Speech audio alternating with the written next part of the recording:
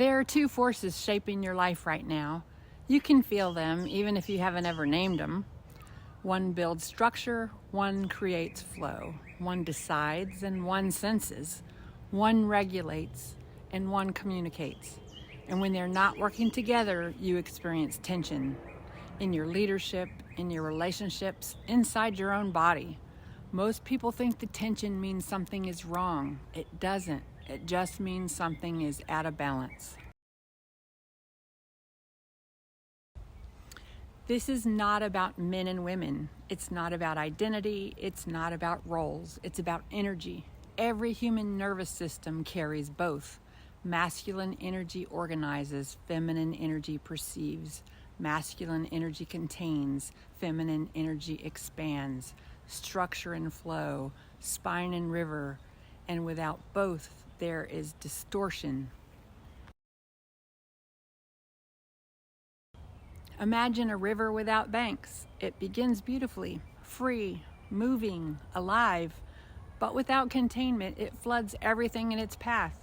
Now imagine banks without water, rigid, defined, strong, but lifeless. The river is not wrong. The banks are not wrong. They are incomplete without each other. This is how most people live. They strengthen one side, they overdevelop discipline, or they overdevelop emotion, and they wonder why something feels off. When structure dominates, there's control, overwork, emotional suppression, tightness in the body, and leadership becomes rigid, relationships become transactional, the nervous system stays braced. When flow dominates, there's overwhelm, indecision, emotional flooding, seeking validation. Leadership loses direction and relationships lose stability. The nervous system becomes reactive. Under pressure, most people default to one or the other. They either tighten or they spill. Which one do you default to? Let me give you a real life example. Two people in a conversation, nothing dramatic, just tension. One feels misunderstood, the other feels accused. The one who defaults to structure tightens, voice gets shorter, posture gets firmer, breath gets shallow. They start organizing the argument, explaining, correcting, containing. The one who defaults to flow expands emotionally, the tone shifts, the energy rises, feelings pour out. They aren't trying to attack, they're trying to be heard. But here's what happens. The tighter one gets, the more the other expands. The more one expands, the tighter the other one becomes. Now both believe they're protecting themselves. One is protecting through containment, the other is protecting through expression. Neither is wrong, but neither is integrated. So the conversation escalates, not because the issue was large, but because polarity went unconscious. Structure turned into control, flow turned into overwhelm, and what started as a simple misunderstanding becomes distance, silence, or resentment. All because neither paused long enough to integrate the other energy. Now imagine something different. The structured one notices the tightness. Instead of doubling down, they just breathe. The expressive one notices the flooding. Instead of escalating, they ground, structure softness, flow stabilizes, and suddenly there's space. Space for clarity, space for listening, space for alignment. That space is integration. Most conflict isn't about content, it's about imbalance. And most suffering isn't about circumstances, it's about unconscious polarity. If you understand this, you begin to see it everywhere. In business meetings, in parenting, in leadership, inside your own internal dialogue. And once you see it, you can't unsee it. That's where awareness begins. This isn't abstract philosophy, it's physiological.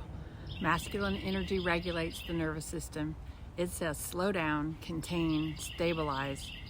Feminine energy communicates what's happening inside. It says something feels off, there's tension here, there's alignment here. If you regulate without listening, you suppress. If you feel without regulating, you overwhelm. Integration creates coherence, and coherence feels like calm strength. Let's feel this. Inhale for 4, let your chest expand. This is flow. Exhale 6. Lengthen your spine. This is containment. Again, inhale openness, exhale stability.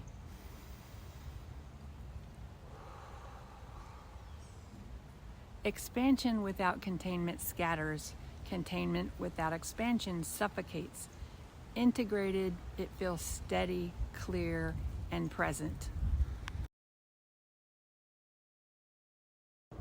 In business, structure sets the direction and flow reads the energy of the room. In a partnership, structure holds the boundaries, flow keeps the connection alive. In personal growth, structure chooses discipline and flow checks alignment. Without structure, growth drifts. Without flow, growth hardens. Power is not force, power is integrated polarity. Ask yourself, where am I overly rigid? Where am I overly fluid? When conflict arises, do I tighten or do I flood? What would integration look like this week? And can I practice expansion and containment at the same time?